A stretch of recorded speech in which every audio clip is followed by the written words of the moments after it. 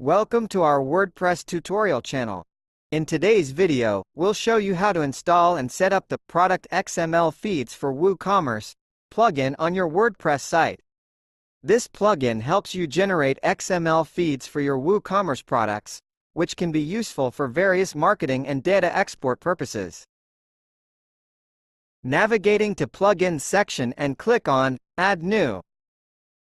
Click Add New Plugin.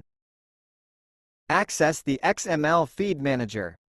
Once you've found the Product XML Feeds for WooCommerce plugin, click on the Install Now button. Now that the plugin is activated, you can access its settings. Go to the WooCommerce section in the left-hand menu, and click on Product XML Feeds. This will open the plugin settings page.